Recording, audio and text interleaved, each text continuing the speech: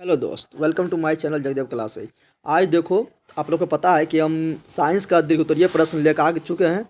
उसके बाद हिंदी का दीर्घोत्तरीय प्रश्न डाल चुके हैं, जो अथी 2022 के एग्जाम के लिए भी आई है, सब्जेक्टिव क्वेश्चन डाल चुके हैं। आज हम लेकर आ गए आप लोग को संस्कृत का भी आई सब्जेक्टिव क्वेश्चन, जो 2022 के लिए काफ़ी इंपॉर्टेंट है। तो आप लोग लास्ट जरूर देखें। इसमें आपको हम जो अथी आता है, निबंध लिखने आता है संस्कृत वाला, वो भी बताए हैं। और लेटर जो आता है संस्कृत में, वो भी दिया गया है, जो भी आई है, ठीक है ना।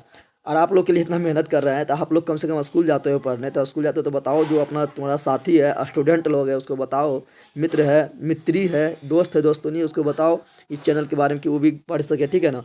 बताओ, 600 प्लस वीडियो हम डाल चुके हैं, इतना कम सब्सक्राइबर है, ठीक है ना। क्या खराब पढ़ाते हैं, बताओ तुम ही लोग। तो चलो स्टार्ट करते हैं, ठीक है। तुम लोग को मेरा कोई भी वीडियो खोजना है तो मेरा फोटो पर क्लिक करना, प्ले लिस्ट के ऑप्शन में जाकर खोजना, क्योंकि हम पूरा मैथ समाप्त कर दिए हैं, साइंस पूरा समाप्त कर दिए हैं। साइंस का रिवीजन चल रहा है, क्वेश्चन आंसर साइंस का चैप्टर बाय चैप्टर खत्म है। सबका भी आई ऑब्जेक्टिव जो 2022 में आएगा, ठीक है, जो 2022 में ऑब्जेक्टिव आएगा उसका भी खत्म कर दिए हैं। फिजिक्स, केमिस्ट्री, बायोलॉजी का तीनों का अलग अलग वो देख लेना, जरूर उसी से आएगा, ठीक है ना। 50% से अधिक क्वेश्चन उसी से आएगा, तुमको 50% तो बनाना ही है, ठीक है ना। उसके बाद सोशल साइंस का 2 वीडियो अपलोड है, हिंदी का अपलोड है, संस्कृत का अपलोड है, सबका वी अपलोड कर दिए हैं।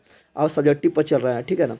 और तुम लोग जाके वहाँ पर मॉडल से सोल्यूशन भी दिया हुआ है, जाके देखो, ठीक है ना। फोटो पर क्लिक करो, प्ले लिस्ट के ऑप्शन में जाके देखना। हाँ, बता देना चाहते हैं कि जो पीडीएफ है, जो बताने जा रहे हैं, पढ़ाने जा रहे हैं, इसका पीडीएफ हम अपना टेलीग्राम चैनल जो है जगदेव क्लासेज, टेलीग्राम पर जाना, वहाँ लिखना जगदेव क्लासेज। टेलीग्राम चैनल का नाम भी मेरा है जगदेव क्लासेज ये, ठीक है ना।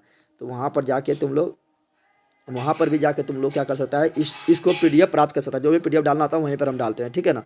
तो चलो करते हैं स्टार्ट। क्या करते हैं, स्टार्ट। जो भी आई है सिर्फ वही देखेंगे। तुम लोग 9th 11th सबको बताओ इस चैनल के बारे में, ठीक है ना। तुम ही लोग ने बढ़ाएगा तो कौन बढ़ाएगा, बताओ। चलो अगला क्वेश्चन देखते हैं। पहला क्वेश्चन क्या इंपॉर्टेंट, चंद्रगुप्त मौर्य के काल में पाटलिपुत्र की रक्षा व्यवस्था कैसा थी। तो देखो, तुम लोग को रटना नहीं है, ये नहीं कि रटने बैठ जाना, चंद्रगुप्त मौर्य, चंद्रगुप्त मौर्य, चंद्रगुप्त मौर्य करके रटना नहीं है। क्या करना है, हम जो जो क्वेश्चन बताएंगे, ठीक है ना, उसको तुम लोग क्या करना है, सप्ताह सप्ताह में पढ़ लेना है, ठीक है ना। यानी उसको बार बार पढ़ना है, क्योंकि संस्कृत का कहानी लोचक होता है, ठीक है। एक दो बार पढ़ लेगा, अपने दिमाग में आ जाएगा, और अपना भाषा में लिख देना है, ठीक है। तो रटना कभी ना है, ठीक है ना। और पहला प्राथमिकता जो हम जो क्वेश्चन बता रहे हैं उसी को देना है, पहला प्राथमिकता, ठीक है ना। और सेकंड नंबर में टाइम बचेगा तो और तुम लोग को पढ़ लेना है, लेकिन पहला प्राथमिकता यही सब क्वेश्चन को देना है हम जो बता रहे हैं, ठीक है। और रटना कभी ना है, ठीक है। तो बोला चंद्रगुप्त मौर्य के कारण में पाटलिपुत्र की रक्षा व्यवस्था कैसा था। तो हम जानते हैं चंद्रगुप्त मौर्य जो गुरु था वो कौन था, चाणक्य था। वही चंद्रगुप्त मौर्य है जिसका गुरु क्या था, चाणक्य था। क्या था, चाणक्य था। तो चंद्रगुप्त मौर्य के काल में पाटलिपुत्र की रक्षा व्यवस्था जो था काफ़ी, यानी अत्यंत उत्कृष्ट था, अत्यंत उत्कृष्ट था, ठीक है ना, यानी काफ़ी अधिक उत्कृष्ट था। जिसका विवरण कहाँ मिलता है, तो यूनानी राजदूत मेगास्थनी ने अपने संस्करण में लिखा, ठीक है ना। तो लिखना है यही दो तीन बार पढ़ना है, याद हो जाएगा। क्या, चंद्रगुप्त मौर्य के काल में पाटलिपुत्र की रक्षा व्यवस्था काफ़ी अत्यंत उत्कृष्ट था। क्या था, अत्यंत उत्कृष्ट था। और एक यहाँ पर ऑब्जेक्टिव तुम लोग को बनता है कि मेगास्थनीज कहाँ का राजदूत था, तो यूनानी राजदूत था। किसके दरबार में रहता था, तो चंद्रगुप्त मौर्य के दरबार में रहता था। ये ऑब्जेक्टिव भी तुम लोग को बन गया, ठीक है ना। तो ये 2-3 बार पढ़ेगा, याद हो जाएगा। चलो अगला देखते हैं। अगला क्वेश्चन मेरा क्या है, अगला है भगवान बुद्ध ने पाटलिपुत्र के बारे में क्या कहा था। तो भगवान बुद्ध ने जो है ना पाटलिपुत्र के बारे में 3 बात बोला था। कितना बात बोला था, 3 बात बोला था, ठीक है ना। महात्मा बुद्ध तुम लोग जान भी करते हो, जिसने बौद्ध धर्म का स्थापना किया था, ठीक है ना। उसने जब पाटलिपुत्र आया था 3 बात बोला था। क्या बोला था, कि बोला था पाटलिपुत्र को 3 चीज़ से खतरा रहेगा, एक पानी आग पानी और युद्ध से, ठीक है ना। युद्ध से खतरा होगा 3 चीज़ से, ठीक है ना। तो वही भगवान बुद्ध प्राचीन काल में अनेक बार पाटलीग्राम आए थे, क्योंकि पटना का प्राचीन नाम पाटलीग्राम भी है। और पटना का सबसे प्राचीन नाम जो है पाटलिपुत्र है, जो काफ़ी फेमस है। तो पूछेगा पटना का प्राचीन नाम क्या है, तो पाटलिपुत्र रहेगा, तो ऑप्शन में वो मार देना, क्योंकि पाटलिपुत्र काफ़ी फेमस है, ठीक है ना। यहाँ आकर, मतलब महात्मा बुद्ध पाटलीग्राम आकर, यानी पटना आकर, इस गाँव के महत्व को बढ़ाया था, महत्व को बढ़ा दिया था, क्योंकि महात्मा बुद्ध है, ठीक है ना। और इसी समय उन्होंने कहा था कि यह गांव कालांतर में एक दिन महानगर होगा, यानी अति पटना क्या होगा, महानगर होगा। तो प्राचीन काल में पटना महानगर था, ठीक है ना। परंतु इस नगर को आग से, पानी से और युद्ध का भय सदा बना रहेगा। तो 3 चीज़ बोला, याद रखना। क्या, आग पानी युद्ध, ऐसा सिंपल याद हो जाएगा, ठीक है ना। तो बस यही बोलना है, इसको 2-3 बार पढ़ना, याद हो जाएगा, ठीक है ना। अगला क्वेश्चन क्या है, जो इंपॉर्टेंट है वो बता रहे हैं, ये इंपॉर्टेंट नहीं है। देखो, तुम लोग का सेंटअप एग्जाम में जो हुआ था, तुम लोग को उसमें ही वाला पूछा था, कौन कौन से विदेशी यात्री पाटलिपुत्र आए थे। अभी तो बता दिया, थोड़ा मेगास्थनी जो कहा था, इंडिका जो पुस्तक लिखा था, जो यूनानी राजदूत था, मेगास्थनी के बारे में बताया था, चंद्रगुप्त मौर्य के दरबार में आया था। एक फायान, याद रखना, फायान क्या था, चीनी यात्री था। हैंसोंग भी चीनी यात्री था। और एक था इत सिंह, कौन था, इत सिंह, तो इसके बारे में याद रखना।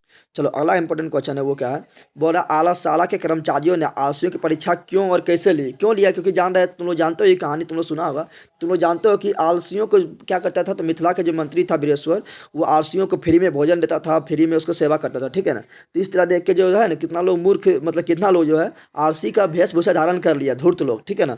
आलसी का वेशभूषा धारण कर लेकर उसको भी कमाना उमाना नहीं, पर आलसी बन के खा ले, ठीक है ना। इसी की परीक्षा लेने के लिए कौन सक्षम आलसी है कौन ना है, उसी के लिए क्या किया था, परीक्षा लिया। कैसे लिया, तो अब यहाँ पर आग लगा दिया था जहाँ पर आलसी रहता था, तो वही लिखा हुआ है। अलसाला में आलसियों की सुख सुविधा को देखकर कम आलसी एवं कृत्रिम आलसी, यानी जो बनावटी आलसी करने लगा कि भीड़ जुट गई, जो आलसी नहीं है जुटो वो भीड़ लगा लिया, हम भी आलसी यहाँ फ्री में भोजन कर रहा है, जिससे अलसाला का खर्च बेवजह बढ़ गया। सही बात है, बेवजह बढ़ ही जाएगा, फालतू फालतू लोग आ जाएगा तो। अतः आलसाला के व्यर्थ खर्चे को रोकने तथा सही आलसियों की पहचान के लिए, सही आलसी की पहचान करना था, तो क्या किया था, आलसाला में आग लगा दिया। अब जो जुटो जो नाटक कर रहा था कि हम आलसी हैं, वो जल्दी भागा, 1 2 3 हो गया, ठीक है ना। जो सच्चे में आलसी था वहीं 4 गो था मेन आलसी, वो पगलवा वहीं पर रह गया, आग लग गया तब भी, जिससे नकली आलसी का भाग खड़े हुए, ठीक है ना। तो इसलिए लगाया था। तो परीक्षा, आलसियों की परीक्षा क्यों लिया, तो इसलिए लिया। क्यों लिया, तो थी क्यों लिया पूछेगा, तो क्यों लिया था, क्योंकि पता करना था कि असली आलसी कौन है, ठीक है ना। कैसे लिया, तो आग लगा के लिया, ठीक है ना। अगला क्वेश्चन देखते हैं क्या है इंपॉर्टेंट, अगला है ये वाला। ये क्वेश्चन है कि आलसाला पाठ से हमें क्या शिक्षा मिलती है, तो इससे क्या शिक्षा मिलता है। या क्वेश्चन बोलेगा आलसाला पाठ के लेखक कौन है तथा इस कथा से हमें क्या शिक्षा मिलता है, तो दोनों एक ही है। तो हम जानते हैं कि आलसाला पाठ का जो लेखक है वो है मैथिली कवि विद्यापति। कौन है, विद्यापति, ठीक है ना, विद्यापति है, ठीक है। और यहाँ ध्यान रखना है, वो तो मिथिला के जो मंत्री था वीरेश्वर, दैट ऑब्जेक्टिव पूछता है कि मिथिला का मंत्री कौन था, तो वीरेश्वर था। वीरेश्वर कैसा था, तो दानी था, परोपकारी था, ठीक है ना। तो मैथिली कवि विद्यापति रचित अलस कथा में आलसियों के माध्यम से कवि बताना चाहता है कि आलसियों के माध्यम से कवि बताना चाहता है, तुम लोग भी करता हो अभी सुबह पढ़ेंगे, अच्छा दोपहर में हम पढ़ लेंगे, अच्छा रात को हम रात भर पढ़ेंगे, इसे क्या करते हैं, तो 10 दिन पार कर दिया, पढ़ता होना है। तो यही आलस का ही पहचान है, ठीक है ना। तो वही इसमें, इससे तुम लोग को भी शिक्षा मिलेगा क्या, कि आलसाला में आलसियों के माध्यम से शिक्षा दी गई है कि उनका भरण पोषण करुणाशील के बिना संभव नहीं है। यानी मान लो कोई आलसी है, कुछ नहीं करेगा, तो उसका भरण पोषण कौन करेगा। अगर कोई करुणा दयालु व्यक्ति है तो वही तो कर सकता है उसका भरण पोषण। अगर दयालु व्यक्ति नहीं रहा तो बेचारा ऐसे ही मर जाएगा, वही बता रहा है, ठीक है ना। तो आलसी काम नहीं करता है, ऐसी स्थिति में कोई दयावान ही उनकी व्यवस्था कर सकता है। तो वह आत्मनिर्भर होकर दूसरे पर वे निर्भर हो जाते हैं। क्या कहते हैं, दूसरे पर वो निर्भर हो जाते हैं। इसलिए अब क्या लिखना है तुम लोग को, हम बोल रहे हैं अपना भाषा में लिखना है। इसलिए व्यक्ति को आलसी कभी नहीं करना चाहिए, आलसीपन कभी नहीं करने की चाहिए, क्योंकि आलस व्यक्ति का सबसे बड़ा शत्रु है। ये लिखना है, हमको यही शिक्षा मिलता है इस पाठ से, हमें यही शिक्षा मिलता है कि आलस व्यक्ति का सबसे बड़ा शत्रु है। इसलिए हमें आलसी कभी नहीं करना चाहिए, आलसपन कभी नहीं करना चाहिए, ये लिखना है। जो दो वर्ड बोले लास्ट में वो भी जोड़ देना है, ठीक है ना। अगला क्वेश्चन है विज्ञान कौन था, तो उनका समय क्या माना जाता है। तो विज्ञान जो था ना, विज्ञान जो है इसे सर्व शुक्ला सरस्वती कहा जाता था, यानी बोला जाता था कि इसमें सरस्वती का वास है। तो विज्ञान लौकिक संस्कृत साहित्य की लेखिका थी, ठीक है, लेखिका, लेखक नहीं। इसका समय चालुक्य वंशीय शासन अर्थात 8वीं सदी। डायरेक्ट पूछ देगा कि विज्ञान का ऑब्जेक्टिव पूछ देगा विज्ञान का समय कब था, 8वीं सदी में, याद रखना, ठीक है ना। अब विज्ञान को सर्व शुक्ला सरस्वती क्यों कहा गया, तो याद रखना विज्ञान को यह सर्व शुक्ला सरस्वती कहा गया, यानी सरस्वती का उसमें वास है। क्यों कहा गया, तो लौकिक संस्कृत के साहित्य में विज्ञान का योगदान, ये थोड़ा हार्ड चैप्टर हो जाता है, ठीक है ना, क्योंकि इसमें थोड़ा नाम है उलट पुलट है, ठीक है ना। लौकिक संस्कृत साहित्य में विज्ञान का योगदान अभूतपूर्व था, यानी काफ़ी महत्वपूर्ण था, उसको भूला नहीं जा सकता है, ठीक है ना। तो सर्व शुक्ला सरस्वती विज्ञान को कहा गया, सरस्वती सरस्वती कैसे कहा गया, विज्ञान को कहा गया।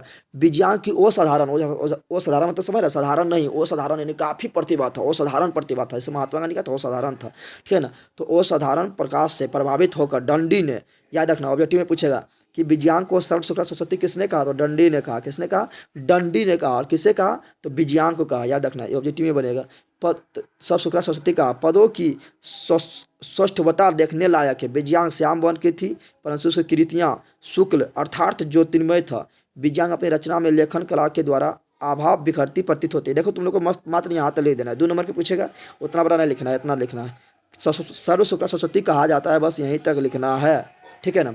अगर याद है तो आगे जाना लगता है, ज़्यादा 2 नंबर में पूछता है, ज़्यादा नहीं लिखना है, यहाँ से लिख देना है यहाँ तक, ठीक है ना। अगला क्वेश्चन देखते हैं जो इंपॉर्टेंट है, वो देखो संस्कार से आ जाते हैं। कहाँ, तो संस्कार में से। तो संस्कार हम यही क्वेश्चन इसलिए ले लिए, इतना बड़ा तो लिखना ना है, लेकिन 1 2 बार पढ़ लो, क्योंकि इससे ऑब्जेक्टिव बन जाएगा। क्या बन जाएगा, ऑब्जेक्टिव बन जाएगा, ठीक है ना। 1 2 बार पढ़ लेगा तो छोटा तुम आराम से लिख सकते हो, ठीक है ना। तो हम जानते हैं कि भारतीय संस्कार कितना है, तो 16 का संस्कार है। डायरेक्ट ऑब्जेक्टिव पूछता है कितना संस्कार है, तो बोला 16 संस्कार है। कितना संस्कार है, 16 संस्कार है, ठीक है ना। जिसमें तुम्हारा विवाह होगा तो विवाह संस्कार भी आएगा, ठीक है। तो चलो देखते हैं तो यही बोल रहा है यहाँ पर, क्या बोल रहा है कि मनुष्य के जीवन में संस्कार की क्या उपयोगिता है। भारतीय संस्कार का वर्णन किस रूप में किया गया। इसको एक दो बार पढ़ना है, पूछेगा तो तुम लोग को दो तीन वर्ड तो याद ही रहेगा, दो तीन लाइन लिख देना है, ठीक है ना। और इसका निचोड़ के लिखना है कि जो अच्छा वर्ड रहेगा। तो बोल रहा है भारतीय संस्कृति अनूठी है। सही बात है, विश्व में सबसे अच्छा संस्कृति जो है भारतीय संस्कृति है। यहाँ पर वसुधैव कुटुम्बकम का पालन किया जाता है, ठीक है ना।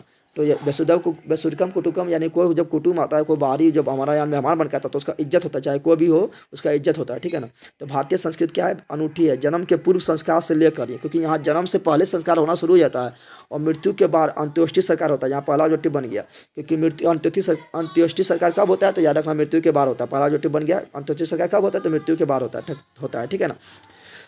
16 संस्कार का अनुपम, दूसरा जो बना कितना संस्कार है, तो 16 संस्कार है। 16 संस्कार का अनुपम उदाहरण संसार के अन्य देशों में नहीं है, कहीं भी नहीं इस तरह संस्कार, ठीक है। जन्म से पूर्व से मृत्यु तक हम लोग संस्कार में बंधे हुए हैं, ठीक है ना। इसलिए हम लोग का संस्कार क्या है, पूरा विश्व में अनूठी है। यहाँ की संस्कृति की विशेषता है कि जीवन में यहाँ समय समय पर संस्कार किए जाते हैं। समय समय पर संस्कार होगा। पहले तुम जन्म से पहले हो जाता, फिर जन्म होता था संस्कार होता, फिर गुरु के पास पढ़ने जाता तो वो एक संस्कार होता है, फिर तुम गृह जीवन में प्रवेश करेगा तो शादी करेगा वो संस्कार होता है, बहुत संस्कार होता है, ठीक है ना। आज संस्कार सीमित एवं व्यंग रूप में प्रयोग किए जा रहे हैं, ठीक है ना। संस्कार व्यक्तित्व की रचना करता है, व्यक्तित्व का विकास करता है, उसका पर्सनालिटी का विकास करता है, ठीक है।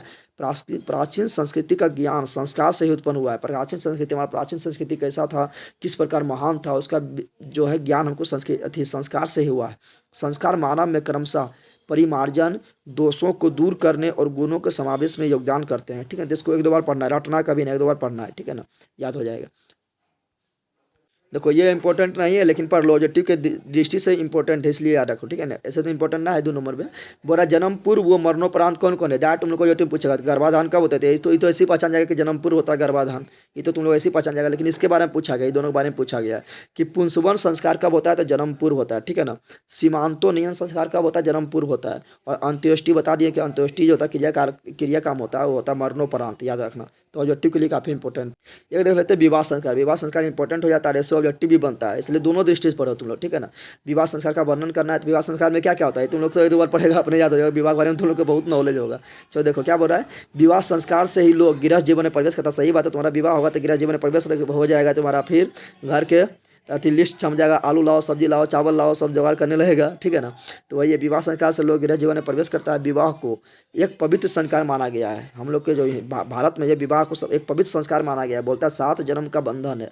और अमेरिका में कम जाओ तो यहाँ पर तलाक होते रहता है, ठीक है ना। यानी इसलिए वहाँ मनाता है फादर डे, पता नहीं फादर कौन है, उसके फादर बदलते रहता है, ठीक है ना, इसलिए, ठीक है। जिसमें अनेक प्रकार के कर्मकांड होते हैं। विवाह संस्कार में क्या होता है, बहुत सारा नियम कानून होता है, कर्मकांड होता है। जैसे वागदान, डाट ऑब्जेक्टिव में पूछेगा कि वागदान कौन संस्कार में आता है, तो बोलना विवाह संस्कार में। मंडप निर्माण कौन संस्कार में आता है, तो बोलना विवाह संस्कार में। वधु के घर में वर के प्रवेश, वधु मतलब लड़की, अब वर मतलब दूल्हा, अब वधु मतलब दुल्हन, तो ये किस में आता है, तो विवाह संस्कार में आता है, ठीक है ना। वर वधु का परस्पर निरीक्षण विवाह संस्कार में आता है। कन्यादान तो इसी तुम लोग जान जाएगा, विवाह संस्कार में आता है। अग्नि स्थापन, अग्नि के क्या अग्नि के सामने सुहा होता है ना, तो ये भी विवाह संस्कार में आ गया। पानी ग्रहण नहीं पूछता है, तो पानी ग्रहण आता है विवाह संस्कार में। किसमें आता है, पानी ग्रहण विवाह संस्कार में आता है, ये पूछा गया, ये बोला। लाजा होम ऑब्जेक्टिव में पूछा गया कि लाजा होम कौन संस्कार में आता है, विवाह संस्कार में आता है, कहाँ आता है। और सिंदूर दान तो ऐसी मार देगा, विवाह संस्कार में आता है। इत्यादि कर्मकांड सभी है। सभी क्षेत्र में समान रूप से विवाह संस्कार का आयोजन होता है, ठीक है। तो विवाह संस्कार के बारे में पूछा गया, 2 बार पढ़ेगा, अपने याद हो जाएगा, ठीक है। अगला इंपॉर्टेंट क्वेश्चन जो वो देखते हैं। अगला इंपॉर्टेंट क्वेश्चन है कर्मवीर कथा। तुम लोग भी कर्मवीर बनो, आलस पर नहीं करो कि आज पढ़ेंगे, सुबह पढ़ेंगे, दोपहर में करेंगे, कल पढ़ेंगे, कल तो ही कर देंगे, परसों ही कर देंगे, पगलवा करके क्या करेगा, तुम एग्जाम पार होगा तब करेगा कि। तो हम पढ़ने में लग जाए कर्मवीर की। कर्मवीर जो है ना गरीब परिवार से आता था, ठीक है, लेकिन उसको टीचर का सहारा मिला है, ठीक है। तो तुम लोग को टीचर तो बहुत सारा मिल गया, यूट्यूब की दुनिया में बहुत है, हम भी है, तो तुम लोग तो अब कुछ भी कर सकते हो। तो इसलिए हम पढ़ना है और अच्छा से राइटिंग पर भी ध्यान देना है और अच्छा मार्क्स लाना है, फिर उसके बाद हमसे कॉन्टेक्ट करना है, ठीक है ना। तो यहाँ पर बोल रहा है क्या, बोल रहा है कि राम प्रवेश राम, इसमें कर्मवीर कथा के बारे में बताया गया कि किस प्रकार वो गरीब बस्ती से निकल कर किस प्रकार वो टॉपर बनता है, उसके बारे में बताया गया। तो राम प्रवेश राम का घर कहाँ था और कैसा था। तो राम प्रवेश राम का पहला ऑब्जेक्टिव यही बनता है कि राम प्रवेश राम का घर कहाँ था, तो भिकन टोला में था। याद रखना कहाँ पर था, भिकन टोला में। कहाँ था, भिकन टोला में। इनका घर कैसा था, तो इनका घर बांस और फूस के बना हुआ था। कैसा बना था, बांस फूस से बना झोपड़ी था। क्या था, झोपड़ी था। लेकिन ये अपने मेहनत के दम पर यह क्या था, टॉपर आता, अपना स्कूल में आता टॉपर, और फिर अपना जो अथी एग्जाम होता है बीपीएससी लेवल का एग्जाम होता है, उसमें भी टॉपर आता है, ठीक है ना। अगला क्वेश्चन है कर्मवीर कौन था, उसके जीवन में हमें क्या शिक्षा मिलता है। तो इससे हमको बहुत अच्छा शिक्षा मिलेगा, ठीक है ना। या बोलेगा कर्मवीर से क्या शिक्षा मिलती है, कर्मवीर से हमें क्या शिक्षा मिलता है, कुछ और बोले तो देखो कर्मवीर कौन था इसके बारे में पूरा पढ़ लो, ठीक है ना। अपने याद हो जाएगा कि 2 बार पढ़ेगा। तो बोला कर्मवीर जो राम प्रवेश राम था। करमवीर कौन था? तो राम परवेश राम था। करमवीर मतलब उसका नाम दिया कि कर्म से वो वीर था, लेकिन उसका नाम क्या था? राम परवेश राम, लेकिन वो अपना कर्म से क्या हो गया? वीर हो गया, ठीक है ना।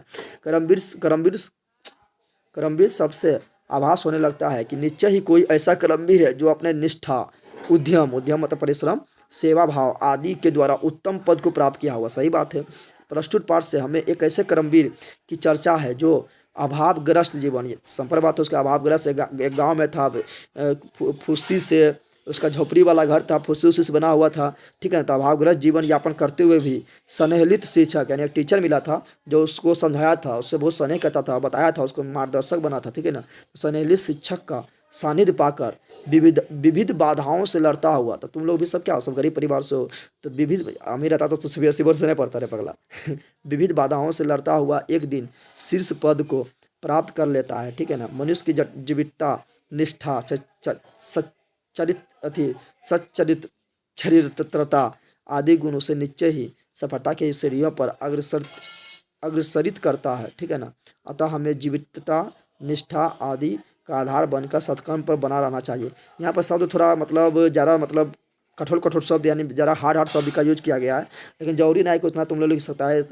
2-3 बार पढ़ेगा तो अपने भाषा में भी लिख सकता है कि काफ़ी कर्मठ योग और अपने मेहनत के दम पर वो उच्च पद को प्राप्त कर सकता है। चाहे आदमी को जीवन में कितनों भी बाधाएं क्यों ना आए, वो अपना बाधा से लड़कर वो अपना मेहनत के दम पर, कर्म के दम पर, ठीक है ना, हिम्मत के दम पर, ठीक है, और लगातार परिश्रम के दम पर वो कुछ भी हासिल कर सकता है। शब्द का इस तरह का शब्द अपने आप यूज कर सकता है, ठीक है ना। इसमें थोड़ा हर शब्द का यूज किया गया, ठीक है। अगला क्वेश्चन है क्या? अगला जो इंपॉर्टेंट क्वेश्चन है वो है स्वामी दयानंद सरस्वती। तुम लोग जानते हो स्वामी दयानंद सरस्वती के बारे में जान लो कि इससे ऑब्जेक्टिव बनता है। स्वामी दयानंद सरस्वती जो है हम बताते हैं, जिसको थोड़ा सुन लो। स्वामी दयानंद सरस्वती जो है आर्य समाज का स्थापना किया था कब? 1875 ईस्वी में स्वामी दयानंद सरस्वती ने आर्य समाज का स्थापना किया था। 1875 ईस्वी में किया था। कहाँ पर किया था? तो महाराष्ट्र में किया था, ठीक है ना। आर्य समाज का स्थापना किया था, ठीक है। और स्वामी दयानंद सरस्वती का जन्म गुजरात के टंकरा ग्राम में हुआ था, गुजरात के टंकरा ग्राम में हुआ था। और इसका माता पिता जो था वो शिव भगवान का भक्त था, ठीक है ना। इसका जीवन में टर्निंग पॉइंट वहीं से आएगा, टर्निंग पॉइंट वहीं से आएगा, ठीक है। शिव भगवान का भक्त था, ठीक है।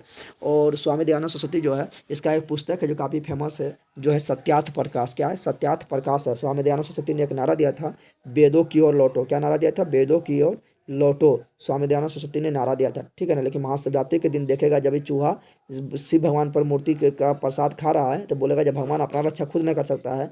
और एक घटना और घटता है कि महाशिवरात्रि के दिन ही इसका जो है मतलब बहन का मृत्यु हो जाता है, जिससे क्या होता है कि मेरा माता पिता इतना भक्त है शिव भगवान का, तब इसी दिन मेरा बहन का मृत्यु क्यों हो गया। इससे क्या होता है? इससे मूर्ति पूजा से इससे क्या होता है?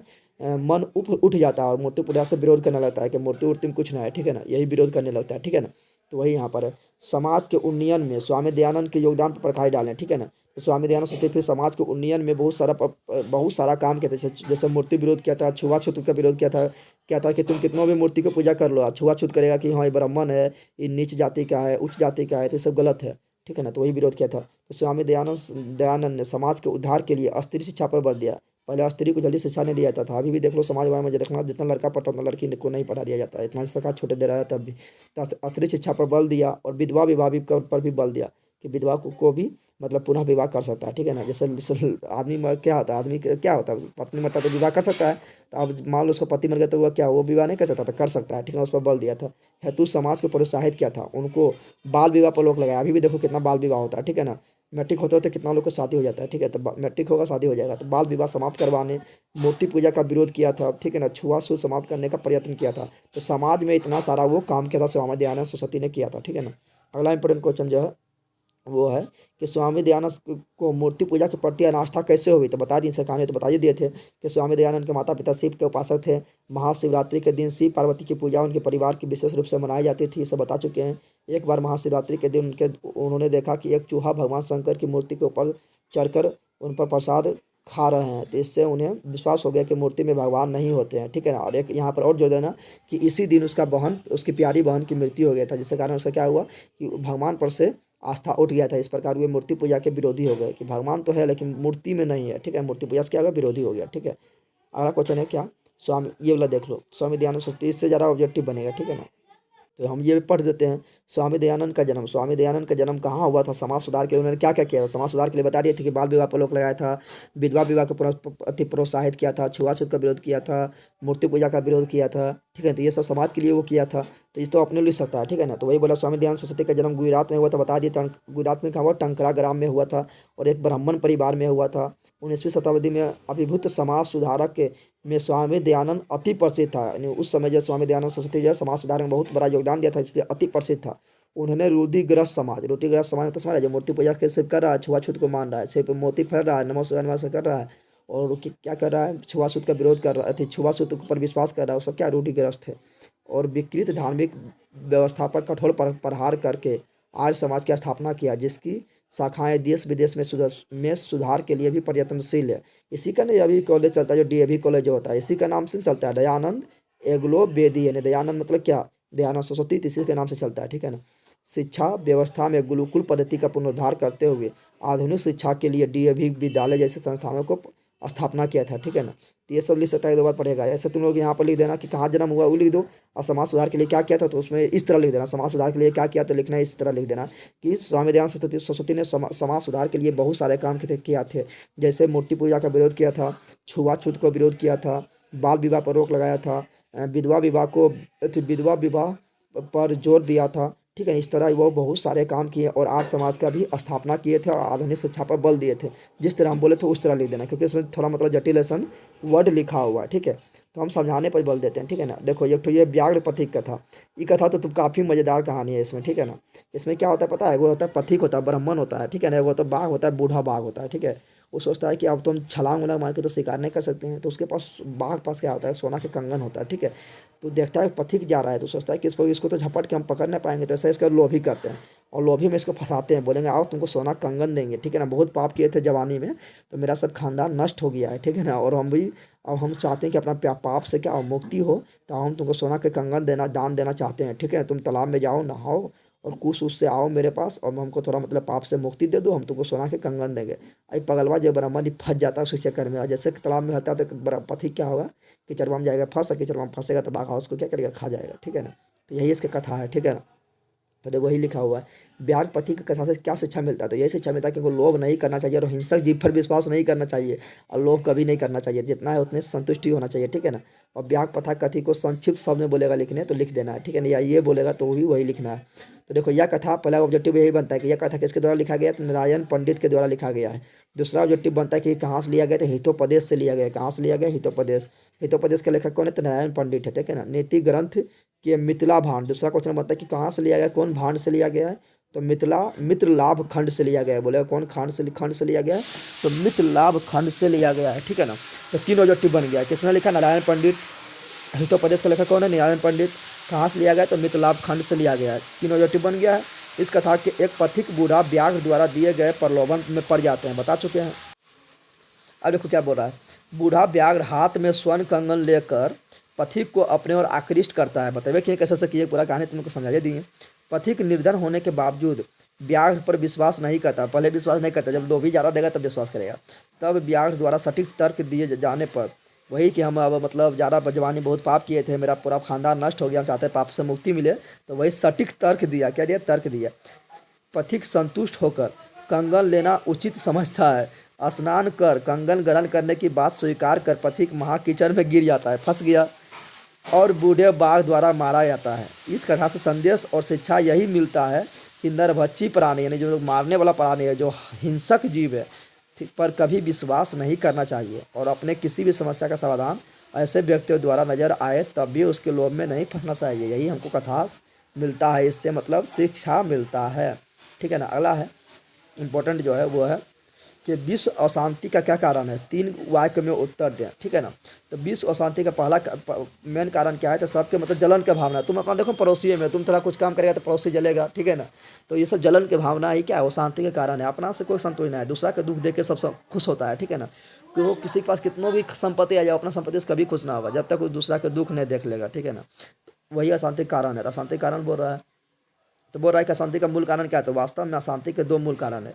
एक है द्वेष, द्वेष बोले तो जलन, और एक है असहिष्णुता, यानी अपने आप में सहिष्णुता ना है, ठीक है ना। अपने आप में सहिष्णुता ना है, ठीक है ना, अपने आप में सहन की शक्ति ना है, ठीक है ना। तो एक देश दूसरे देश की उन्नति देख के जलता है, क्या होता है, जलता है। तो देश में क्या, तो अपना पड़ोसी में भी इस तरह होता है, और इससे असहिष्णुता पैदा होती है, ठीक है ना।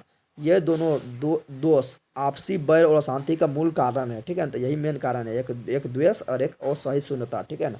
तो यही इतने लिख देना है, ठीक है ना। अगला क्वेश्चन है, अगला जो है मेरा इंपॉर्टेंट है वो देख लेते हैं क्या है। अगला है, हमारी मातृभूमि कैसी है, ठीक है ना। भारत महिमा से लिया गया है, तो भारत महिमा पाठ से लिया गया है, और इसमें बताया गया है कि भारत महिमा पाठ से बताया गया है कि इसमें हमारी मातृभूमि कैसी है बताया गया है। तो इस पाठ में बताया गया है कि भारत भूमि कैसी है या किस प्रकार के है। तो ई पूछे या ई पूछे या ई पूछे, ठीक है ना, तीनों लगभग सेम है। तो भारतवर्ष अति प्रसिद्ध देश है, ठीक है ना। कहाँ बताया गया, भारत महिमा पाठ में बताया गया है, भारत के महिमा का बखान किया गया है, ठीक है। यहाँ की भूमि सदैव पवित्र है, कहाँ बताया गया, तो भारत महिमा पाठ में बताया गया कि यहाँ का भूमि सदैव पवित्र है और ममतामयी है। क्या है, इसलिए सभी भगवान का जन्म कहाँ हुआ, यहीं हुआ था, ठीक है ना। ममतामयी मयी है, और ये देवताओं का भूमि है, देवताओं का देश है, ठीक है ना। यहाँ पर देवता भी जन्म लेने के लिए तरसते हैं, ठीक है ना, मतलब कोशिश करते हैं। यहाँ विभिन्न जातियों धर्मों के लोग एकता का भाव कराता है। देखो, हिंदू मुस्लिम सिख ईसाई काफ़ी मतलब जाति धर्म के लोग एक साथ मिलकर रहते हैं, यही बताया गया है, ठीक है ना। तो ये दुआ पढ़ेगा अपने हो जाएगा, ठीक है ना। अगला क्वेश्चन जो इंपॉर्टेंट है वो क्या है, नीति श्लोक पाठ। तो इससे डायरेक्ट ऑब्जेक्टिव बनता है कि नीति श्लोक पाठ को इसने लिखा, तो विदुर नीति ने लिखा। इसमें काफ़ी अच्छा अच्छा बात लिखा गया स्टूडेंट के लिए, ठीक है ना।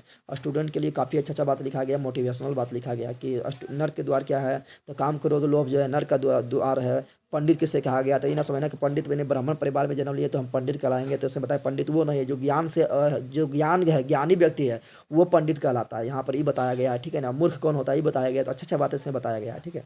जो बिना बुलाए किसी के मतलब मीटिंग में पहुंच जाता है, बिना बुलाए पहुंच जाता है कहीं पर, उसको बोलते हैं मूर्ख, ठीक है ना।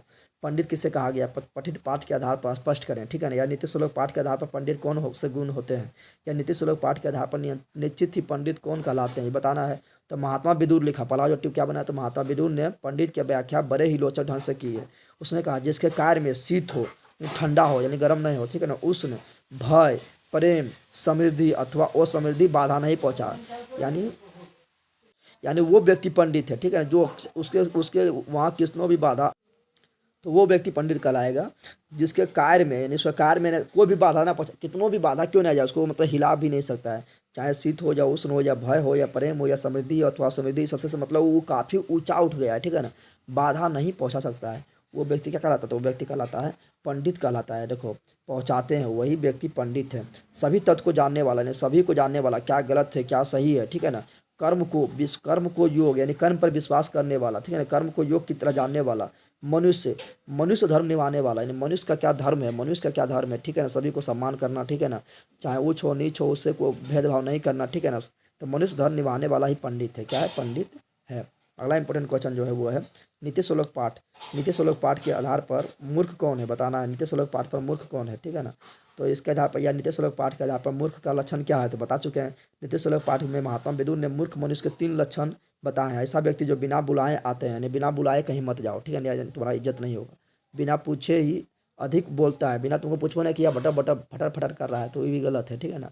और वो विश्वासी पर भी विश्वास करना, जिस पर तुमको विश्वास नहीं करना चाहिए। जैसे देखे अभी बताए थे, ब्राह्मण था जो पथिक था, वो बाघ पर विश्वास कर लिया था, ठीक है। तो वो विश्वासी पर विश्वास करना, ये सब व्यक्ति मूर्ख कहलाता है, वो फेराम फंस जाता है, ठीक है ना, यानी मूर्ख कहलाता है, ठीक है। अगला क्वेश्चन जो इंपॉर्टेंट है वो देखो। अगला जो इंपॉर्टेंट है कि महात्मा विदुर जो है 6 प्रकार के दोष कौन कौन है। महात्मा विदुर जो है वो 6 प्रकार के दोष बताया है कि 6 प्रकार का दोष कौन है। ऐसे महात्मा विदुर के बारे में पूछा है कि बताओ महात्मा विदुर ने नर के कितने द्वार बताया था, तो नर के 3 गो द्वार बताया था, याद रखना।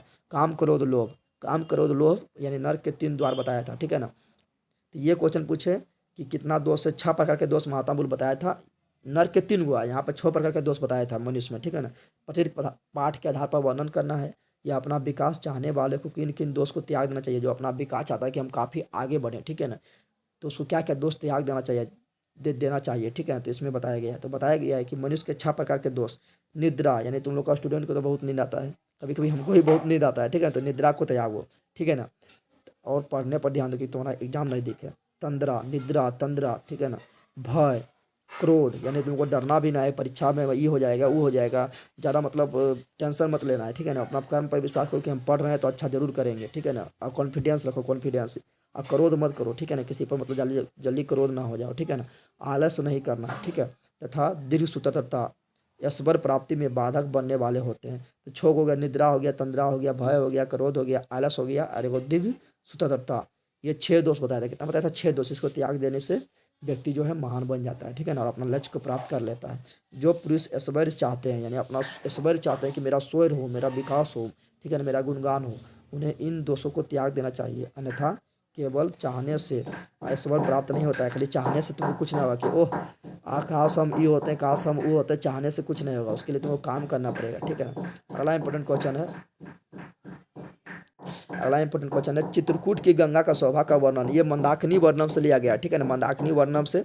जिसको कौन लिखेगा, तो जिसको लिखेगा वाल्मीकि लिखेगा, ठीक है ना, तो उससे लिया गया, ठीक है। इसमें जो है सीता मतलब अति राम भगवान जो है वो सीता माता को जो है मंदाकिनी का शोभा के वर्णन बारे में वर्णन कर रहा है। और मंदाकिनी नदी जो है चित्रकूटस नामक पर्वत के निकट से बहती है, ठीक है, तो उसके बारे में शोभा के बारे में बखान कर रहा है, ठीक है ना।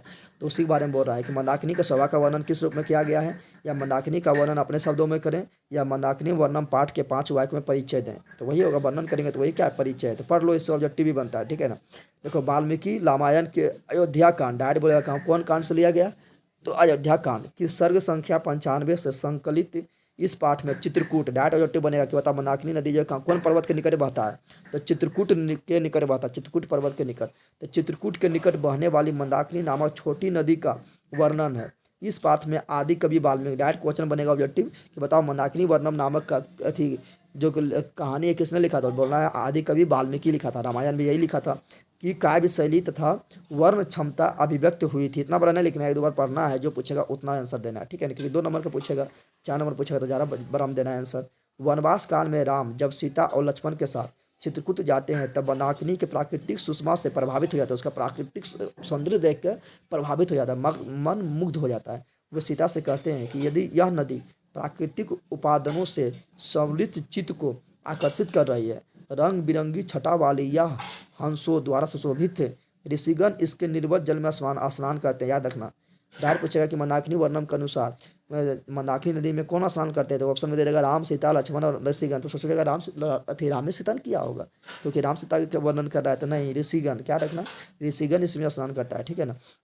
राम भगवान बता रहे हैं ऊंची कछारों वाली यह नदी अत्यंत रमणीय लगती है, यानी कि अत्यंत प्रिय लगती है। श्री राम सीता के मंदाकिनी का वर्णन करते हैं। तो ये 2 बार पढ़ेगा, ये सब तो कहानी काफ़ी अच्छा है, याद हो जाएगा, ठीक है। अगला कहानी है, अगला है ब्राह्मण के रूप में कर्ण के समझ कौन और किस लिए पहुंचा। तो हम जानते हैं ब्राह्मण के रूप में कर्ण के पास कौन आया था कौन, इंद्र भगवान आया था, ठीक है ना। क्यों आया था, तो कवच और कुंडल मांगने के लिए, ठीक है। तो ज़्यादा थी ना है। अगला जो क्वेश्चन है वो तुम्हारा ये है, कर्णस दानवीरता पाठ के आधार पर दान के महत्व का वर्णन करो। हम जानते हैं कि सबसे बड़ा दानी व्यक्ति कौन है, कर्ण है, क्योंकि वो अपना कवच कुंडल दान दे दिया था, ठीक है ना। वो दान के लिए काफ़ी थी था, लेकिन वो गलत के साथ दे रहा था, औसत के साथ दे रहा था, कौरवों के साथ दे रहा था जो औसत था, ठीक है ना, इसलिए यह मारा गया था, ठीक है ना। और फिर बाद में अर्जुन को पता चलता है कि ये मेरा भाई है, ठीक है ना, क्योंकि अर्जुन और कर्ण ये इस दोनों का माता का नाम क्या था, कुंती था, क्या था, कुंती था, ठीक है ना। लेकिन कर्ण कहलाता है सूर्यपुत्र, क्या कहलाता है, सूर्यपुत्र, ठीक है। तुम महाभारत देखा होगा तो इतना समझता होगा, ठीक है। तो वही बोल रहा है, कर्णस दानवीरता पाठ के आधार पर दान की महिमा का वर्णन करें। तो कर्ण जब कवच कुंडल इंद्र को देने लगते हैं, ठीक है ना, तो सलह मतलब उसके दरबार में जो रहने वाला स्त्री लोग होती है, वो उन्हें रोकती है, क्योंकि जान रहा है कि जब कवच कुंडल इसके पास जो है, जब कर्ण के पास जब तक कवच कुंडल है इसको कोई नहीं मार सकता। जैसे कवच कुंडल इसको दे देगा तो इसको फिर कोई मार देगा, ठीक है ना। तो इस पर कर्ण दान की महिमा बतलाते हुए, यानी अपना सलह को, अपना दरबारी को बता रहा है कि दान की महिमा बता रहा है, ठीक है ना। और बताते हुए कहता है, जो उसको रोक रहा है उसको बता रहा है, ठीक है ना, बताते हुए कहता है कि समय के परिवर्तन किससे शिक्षा नष्ट हो जाती है, समय जब परिवर्तन होगा तो शिक्षा तुम्हारा नष्ट हो जाएगा, ठीक है ना। बड़े बड़े वृक्ष उखड़ जाते हैं, बड़ा बड़ा वृक्ष जो है समय के साथ वो भी उखड़ जाता है, नष्ट हो जाता है। जलाशय सूख जाता है, बड़ा बड़ा जलाशय जो वो भी समय के साथ क्या होता है, सूख जाता है, ठीक है ना। परंतु दिया गया दान, और दान, लेकिन जो दिया गया दान है वो सदैव अस्थिर रहता है। दान कभी भी, जो दिया गया दान है इसका ये जो है कभी भी ये नष्ट नहीं होता, यह अस्थिर होता है। इसलिए हम लोग अभी तक इसके कर्ण के बारे में पढ़ रहे हैं। इसे पढ़ते हैं क्या, बताओ, इसी कारण तो पढ़ रहे हैं कि दानवीर कर्ण, दायत नाम आता है दानवीर के नाम में अगर कोई जाना था तो कर्ण के जाना जाता है, ठीक है ना। और ये अंग देश का राजा था, अंग अभी भागलपुर को कहा जाता है, ठीक है ना। अर्थात दानी कदापि नष्ट नहीं होता है। कर्ण बताया था, दान की महिमा बताया था, ठीक है। तो कर्ण के बारे में याद रखना, ठीक है ना। कर्ण कुंती के पुत्र था, कर्ण के पास कवन कुंडल था जो जन्मजात प्राप्त था, कर्ण सूर्यपुत्र कहलाता था, ठीक है ना। और कर्ण के पास जब तक कवच कुंडल था तब तक उसे कोई भी मार नहीं सकता था। तब पूछा कर्ण के कवच कुंडल की विशेषता बताओ, तो वही बोल देना है कि कर्ण के कवच कुंडल जन्मजात था, यानी जन्म से मिला हुआ था, ठीक है ना। जब तक उसके पास कवच और कुंडल रहता दुनिया के कोई शक्ति उसे मार नहीं सकता था। कवच और कुंडल उसे अपने पिता सूर्यदेव से प्राप्त हुआ था, जो अभेद था, यानी उसे कोई भी भेद नहीं सकता था। तो ये पूछेगा तो काफ़ी आराम से लिख देगा, ठीक है ना। अगला क्वेश्चन है कि कर्ण दानवीरता पाठ कला पर दान की महत्ता। तो दान की महत्ता तो बताइए दिए थे, अभी ने बताए थे शिक्षा नष्ट हो सकता है, बड़ा बड़ा इजलास सूख सकता है, ठीक है ना, लेकिन दान किया हुआ जो होता है वो कभी नष्ट नहीं होता। ये सब बताया था ना। अगला क्वेश्चन जो है वो है वेद कितने हैं, सभी के नाम लिखे। तो वेद 6 है, याद रखना।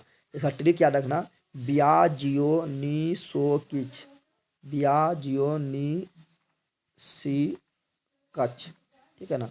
फिर ट्रिक याद रखना, ब्या मतलब व्याकरण, जियो मतलब ज्योतिष, ठीक है ना, जियो ब्या जियो नी मतलब निरुक्त, ब्या मतलब व्याकरण, जियो मतलब ज्योतिष, नी मतलब निरुक्त, ठीक है ना, नी सी मतलब शिक्षा, और को मतलब कल्प, और छो मतलब छंद, याद रखना।